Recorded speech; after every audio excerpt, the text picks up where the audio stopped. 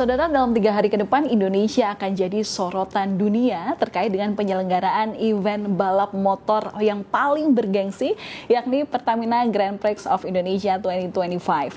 Dan sejak hari Senin kemarin, bahkan pebalap dunia bersama dengan ofisial MotoGP dan juga ratusan juta pasang mata ini sudah memenuhi area Lombok, Nusa Tenggara Barat untuk menyaksikan bagaimana sang juara dunia dalam menaklukkan Pertamina Mandalika International Circuit di tahun ini.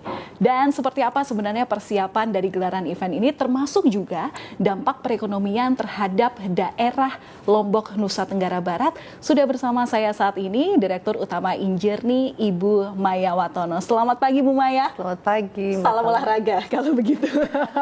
Nah, yang saya tanyakan bukan hanya sekedar seperti apa antusias masyarakat, seberapa laku tiket yang sudah kita jual, tapi yang paling penting adalah bagaimana Injerni sebagai holding BUMN aviasi dan pariwisata dalam mendukung promosi pariwisata Indonesia dari event MotoGP Mandalika itu sendiri. Iya, saya rasa pertanyaan menarik sekali ya. Kami sebagai BUMN holding di sektor aviasi dan pariwisata, kami memiliki 2 role. Yang pertama pastinya kami sebagai korporasi, kami memiliki role mengenai profitability terhadap perusahaan dan good governance, dan bahwa kita harus memberikan juga dividen kepada negara. Tapi role kedua kami yang sangat penting adalah public service, bahwa kita adalah agent of development for the nation. Jadi bagaimana kita bisa menjadi tourism orchestrator untuk Indonesia. Nah, role ini kami sangat penting dalam pembangunan suatu destinasi. Jadi kami memiliki 6 klaster di bawah Injerni, dari bandara, aviation service, sampai hotel, sampai retail, dan ada satu klaster kami yaitu Injerni Tourism Development Corporation yang bertugas untuk mengembangkan destinasi. Salah satunya adalah Mandalika di NTB. Nah, pengembangan destinasi ini sangat penting dan ini menjadi prioritas kami, dan ini adalah role sebagai katalis pariwisata Indonesia sebenarnya, karena destinasi ini kan produknya. Apa yang kita jual adalah destinasi. Jadi promosi sebagus apapun, kalau misalnya produknya sendiri ini belum terdevelop, ini tidak akan menjadi satu tourist magnet. Kenapa Bali ini berhasil setelah sekian puluhan tahun sebagai tourist magnet? Karena destinasinya sudah terbentuk dari sisi infrastruktur, dari sisi akomodasi, dari sisi attraction. Nah, di tempat-tempat lain ini kita harus membangun suatu destinasi, salah satunya di Mandalika. Nah, dengan itu pastinya tidak mudah ya. At least 3-5 years baru kita bisa melihat impact-nya. Pembangunan hotel, pembangunan infrastruktur, pembangunan sirkuit, dan lain sebagainya. Nah, dampak apa yang terjadi di daerah NTB sendiri dengan adanya MotoGP Mandalika ini? Dampaknya sangat luar biasa ya. MotoGP sendiri, jadi event ini kita tidak bisa melihat hanya sekedar event, tapi adalah sebagai katalis dari pengembangan suatu destinasi. Economic impact yang dihasilkan oleh MotoGP ini, sustainable economic impact secara nasional ini 4,8 triliun kami ukur. Oke, 4,8 triliun secara nasional atau daerah saja? Secara nasional. Daerahnya pun, yang kami lakukan proporsi daerahnya harus sekarang membesar dibandingkan nasional. Itu adalah pemerataan ekonomi di daerah. Nah, di NTB sendiri kami mengukur perputaran uang yang terjadi year on year growth itu 9,8% di atas national average. Lalu kita juga dengan membangun ini, UMKM-nya pasti jauh lebih makmur, bisnis, small business, kita lihat bisnis-bisnis banyak bertumbuh. Sekarang kalau sudah jalan-jalan di Kuta Mandalika juga sudah lumayan rame, wisatawan juga growth-nya itu sekitar 61% untuk NTB sendiri. Memang masih banyak challenge ya, tidak mungkin, ini kan namanya membangun destinasi Indonesia dengan geographical challenge yang cukup rumit ya, tapi growth ini kita progres sudah kita lihat terasa. Kalau kita bicara dari sumber daya manusia juga dari pekerja lokal, kami selalu mempekerjakan pekerja lokal dimanapun kami berkarya ya. Itu adalah komitmen Injerni. At least kita 70% warga lokal kita mempekerjakan. Contohnya di sirkuit Mandalika ini 2073 volunteers di sirkuit Mandalika. Di mana semuanya itu adalah masyarakat NTB. Kalau saya boleh kilas balik sedikit, karena saya sudah, ini adalah tahun keempat saya dari mulai ngaspal sirkuit dari tahun 2022 awal untuk MotoGP pertama. Saat sirkuit itu dibangun, semua marshal itu kita datang import dari Spain, dari Italia, dari Dorna, karena kita tidak punya expertise di situ. 3 tahun kemudian MotoGP yang keempat, seluruh marshal ini adalah dari warga lokal anak bangsa NTB.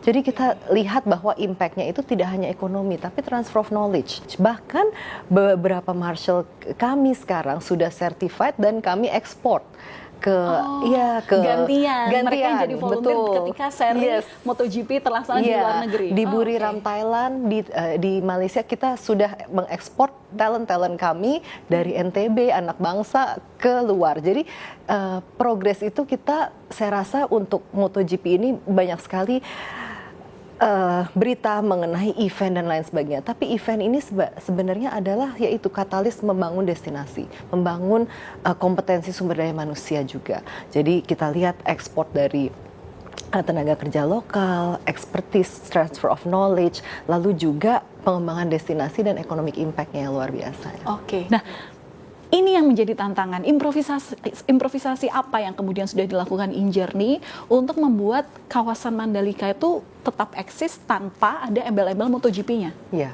nah ini kembali kepada tadi yang awal saya sampaikan mengenai pengembangan destinasi. Bahwa memang pengembangan destinasi ini tidak mudah ya. Dan membutuhkan tahun dan kesabaran dan investasi juga. Kita sudah mengembangkan di beberapa daerah yang kami juga kembangkan ya selain di Mandalika. Untuk di Mandalika ini pastinya investor kami membutuhkan untuk di kawasan ekonomi khusus Mandalika ini. Dan kita sudah lihat perkembangan pertumbuhan hotel, pembangunan restoran dan F&B. Kalau sebagai destinasi ini kan kita butuh infrastruktur.